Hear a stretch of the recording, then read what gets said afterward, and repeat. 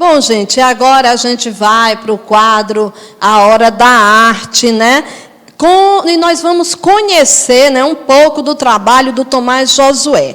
Ele nasceu em Novo Hamburgo e atualmente vive no Rio Grande do Sul, na região metropolitana de Porto Alegre. Tomás morou em Barcelona, na Espanha, onde fez doutorado em Antropologia Social na Universidade de Barcelona, concluiu seu mestrado em Teoria e Crítica da Arte e graduou-se em Filosofia. Atualmente é pesquisador e docente, né, na Universidade Federal do Pampa, né? E Tomás realizou diversas exposições nacionais e internacionais, no Uruguai, em Portugal, na Alemanha, na Espanha, em Cuba, né, destacando sua participação na Sexta Bienal de Havana. Também realizou trabalhos em desenho, ilustração editorial, cenografia, escultura e instalações. Ou seja, o Tomás é um pesquisador e um grande artista que nós estamos tendo assim o privilégio e o prazer de conhecer e de conversar hoje.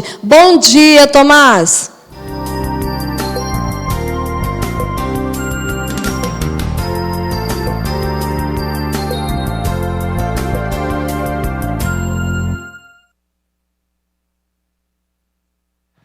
Bom dia, meu querido. Bom dia. Tomás, eu já falei... Oi. Falei um pouco sobre você, para que as pessoas, né, que não conhecem ainda, fiquem conhecendo. Júnior, eu gostaria, por favor, que você colocasse aí o site, né, o site do Tomás na tela, tá bom? Por gentileza, porque aí as pessoas podem acessar para conhecer melhor sua história e seus trabalhos. Bom, mas atualmente você dedica-se ao trabalho em arte têxtil e pesquisa. Eu queria que você falasse um pouquinho disso.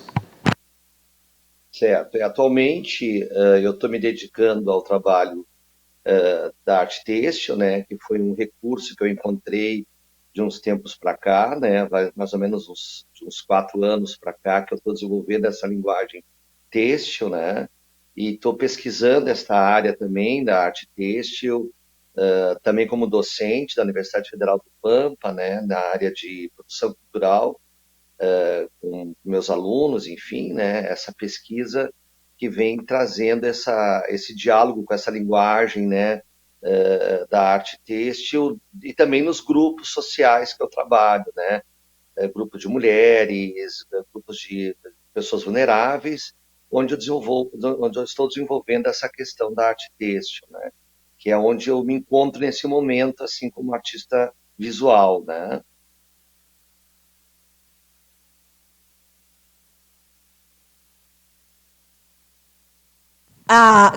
Pronto, está me ouvindo agora, né?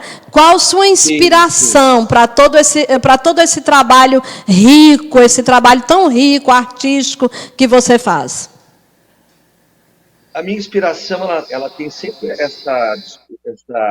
esse diálogo com a questão da existência humana, né? Das questões humanas, a questão da loucura, uma questão mais filosófica sobre a existência do homem, as relações desse homem com o mundo, né? Como antropólogo, né? Como pesquisador das ciências humanas, essa é a minha preocupação também dentro do trabalho visual, né? Sempre essa relação da dimensão humana dentro desse contexto, né? Um pouco dentro dessa perspectiva que os expressionistas do século XIX tinham, né? Que é a partir da centralidade dessa dimensão humana vulnerável, da situação do homem enquanto ser que está jogado nessa existência que é conflituante, que é desafiadora, né? E essa relação desse homem com esse contexto, ele implica nessa dimensão mais filosófica do homem mesmo, né? Da sua existência, das suas formas de lidar com essa existência. Basicamente, meu trabalho artístico sempre foi dentro disso, desde muitos anos, né? eu não consigo me desvincular dessa figura humana, né? Eu não consigo, já tentei trabalhar as questões abstratas, mas não, a minha ligação muito forte com a representação humana, né? Com a dimensão humana. Eu acho que é um pouco essa. Se eu tivesse que definir o meu trabalho, seria pensar este humano, né? Pensar a existência deste humano, né? Do mistério de existir realmente, né? Dentro dessa condição. E isso a Covid está nos mostrando claramente, né? O quanto nós somos vulneráveis enquanto dimensão humana, o quanto nós somos nada diante dessa existência, né? A questão da morte, a questão, né, do contágio, a questão ambiental também, né, na séria condição ambiental que nós estamos vivendo, né, é dizer, é um pensamento que perpassa, né, a arte, eu acho que desde muitos anos, desde muitos séculos, né. Então a minha inspiração seria isso, mas basicamente meu trabalho também se nutre dessa relação dialógica com o outro, né, a relação com esse sujeito, com esse indivíduo. Júnior, eu Não sei se eu gostaria que respondi. você abrisse aí um terceiro espaço na tela para que a gente pudesse mostrar o trabalho do Tomás, e mostrando um pouquinho do trabalho dele.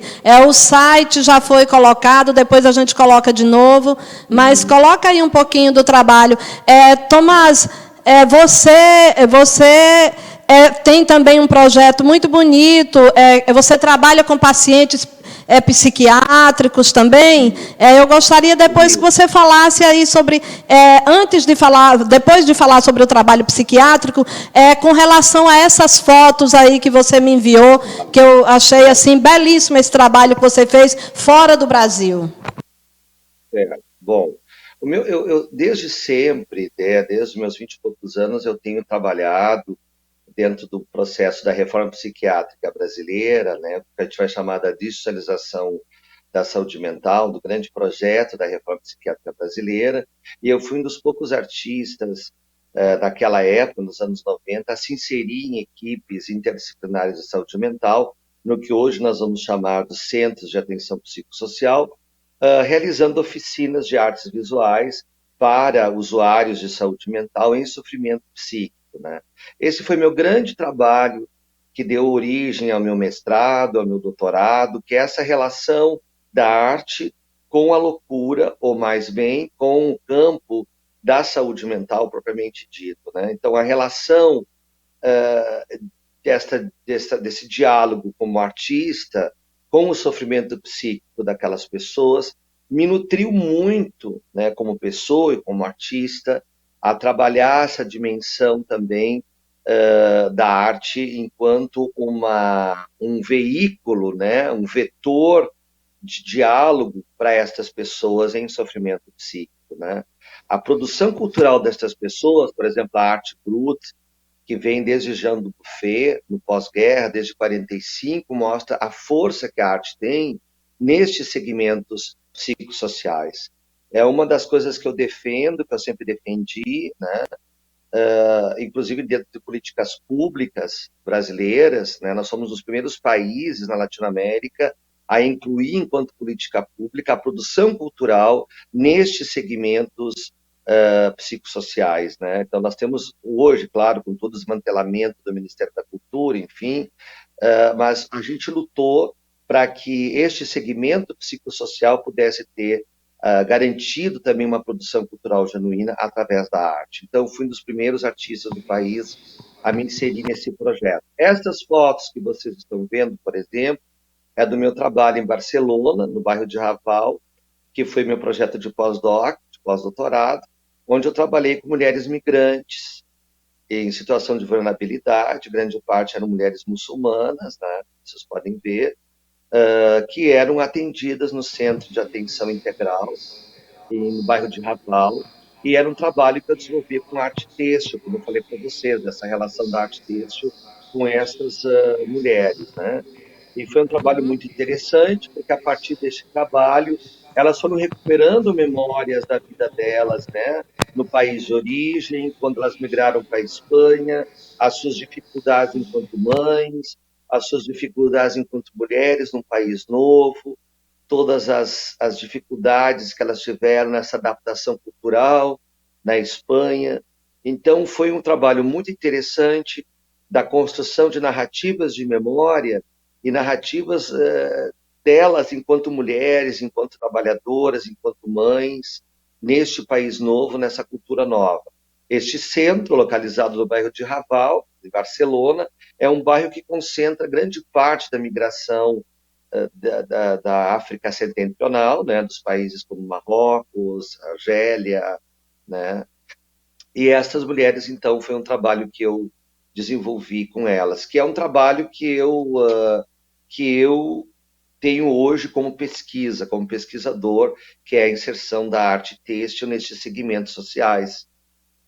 Não sei se eu respondi a E, tua questão. e com certeza, todo esse trabalho ajudou a aliviar a dor que essas mulheres sentiam, porque é uma mudança cultural muito grande.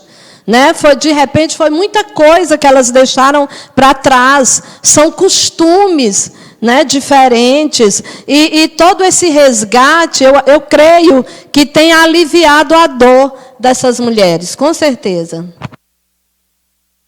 Sim, na verdade, o que mais é interessante destacar é como elas foram construídas as narrativas de memórias delas, né?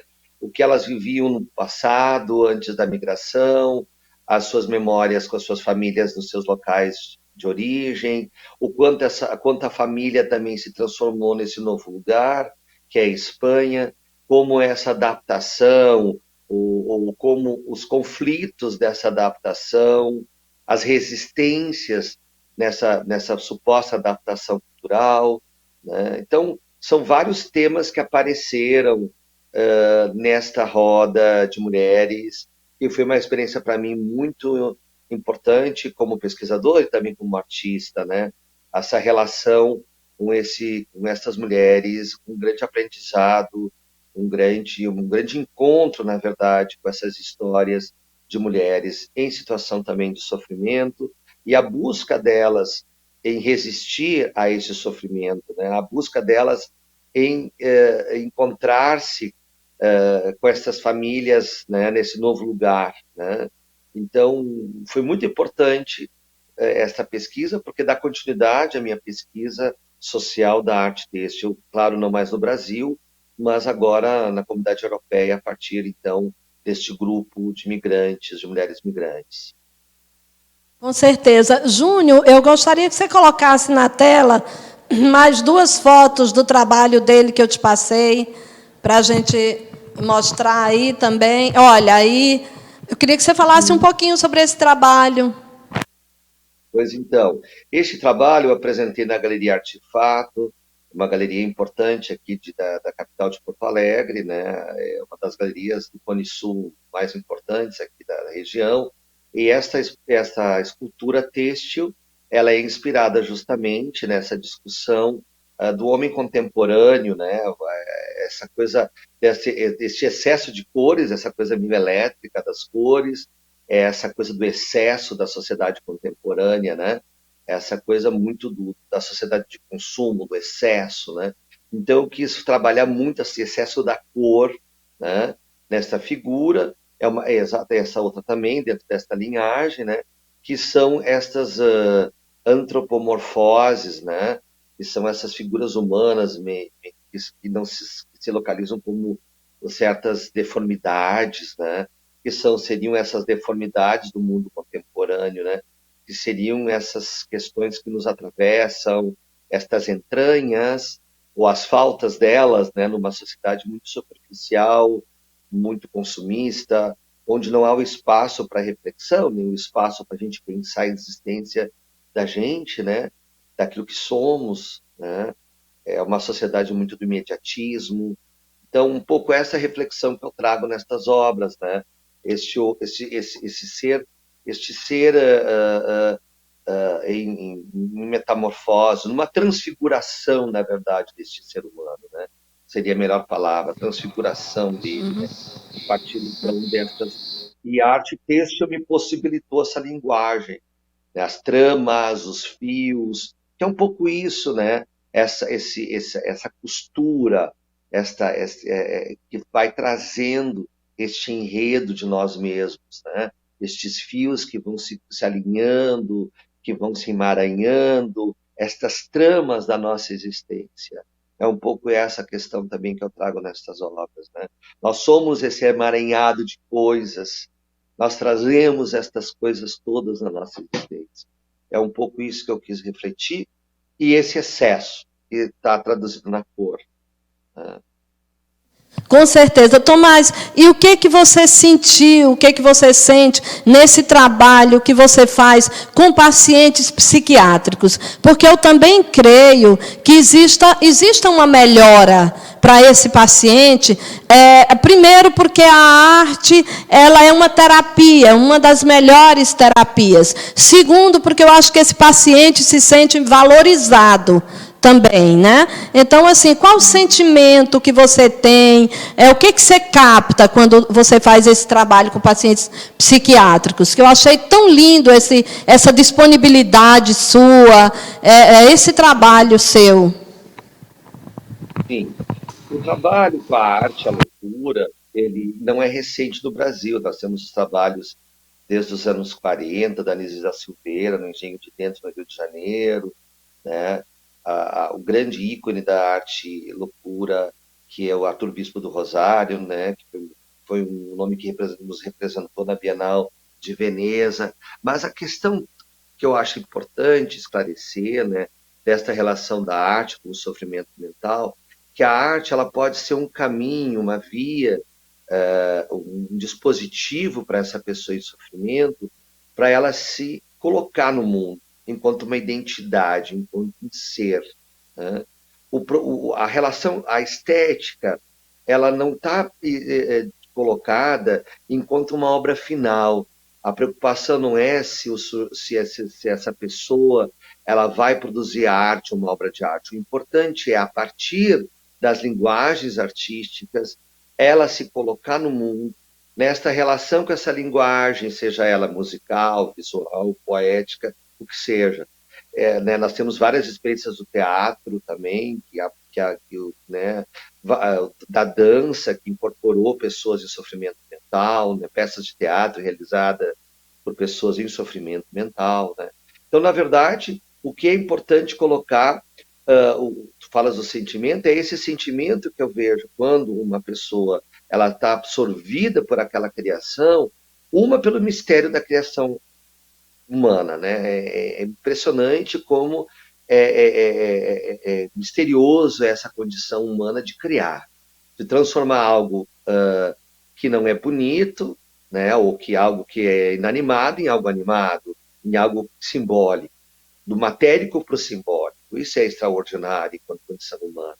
Então, na verdade, tu vê uma pessoa em sofrimento mental e ela produzindo sentidos a partir daquilo que ela faz, seja na costura, no bordado, na pintura, e ela vai falando sobre aquilo que ela produz. Ou mesmo o silêncio dela, enquanto eu estou observando ela produzindo, fala muito, diz muito desta existência humana, né? O caso da Edith Scott, que era uma grande escultora americana que até faleceu, que tinha um problema mental, né? Na verdade, ela não era uma psicótica, ela tinha uma deficiência mental, e a partir das esculturas têxteis que ela produziu, conseguiram localizar a irmã dela, porque ela foi separada da irmã durante muitos anos, e ela, a partir de uma oficina de trabalho, ela começa a criar uma narrativa de uma segunda pessoa a partir do trabalho da escultura. E a partir deste trabalho escultórico, ela consegue verbalizar, consegue falar da irmã e consegue localizar a irmã. Quer dizer, a gente não sabe o que aciona, na verdade, a arte, né, para essas pessoas, mas ela aciona algo. Ela fala de algo profundo para essas pessoas. Isso é uma certeza absoluta, que a arte ela fala de algo que está além de uma razão explícita, né? Além de uma narrativa colocada. Isso é o mais fascinante quando eu me relaciono com a arte dos loucos, vamos dizer assim, ou a arte das pessoas em sofrimento de si, essa condição misteriosa que eu estou diante dessas pessoas. O que elas são capazes de nos dizer da nossa condição de existir, da nossa condição insustentável de existir. Eu acho que é um pouco isso, como Milan Kundera fala, né? da insustentável leveza do ser. É um pouco isso que a loucura nos diz, do como nós somos insustentáveis. Eu acho que é isso que eles nos fascinam quando eles estão produzindo arte. É de um outro lugar que eles estão falando. Eu acho que a arte ocupa esse outro lugar da linguagem humana. Não sei se eu me fiz claro. Muito claro, Tomás, eu amei conversar com você. Eu posso sentir daqui, nós estamos em extremos diferentes do país, mas eu posso sentir daqui toda a sensibilidade da sua alma. Você me emocionou com tamanha sensibilidade, com esse mergulhar na alma humana, com esse olhar para dentro. Tudo isso me emocionou, tá? E eu espero que a gente tenha a oportunidade de conversar outras vezes, porque eu vou ligar para você, eu vou mandar mensagem para você e vou marcar outras entrevistas e outras conversas, porque, infelizmente, o nosso tempo já expirou, porque, né, TV é isso, a gente trabalha com o tempo, mas você é uma pessoa que a gente sente vontade de ouvir mais e mais e mais, ouvir dessa alma, desse coração tão sensível. Obrigada, Tomás. Obrigado. Muito obrigada. Quem sabe a gente não organiza uma exposição aí em Piauí, do sul ao extremo nordeste, né? Olha que maravilha. Vamos pensar nisso, viu? Vamos articular isso seriamente, viu? Muito obrigada. É um prazer. Eu não conheço Piauí, seria uma oportunidade. Um grande abraço, um grande beijo. Muito obrigado pela oportunidade de divulgar o trabalho. Vocês fazem uma contribuição importante para nós, tá bom? Um grande beijo aí para vocês.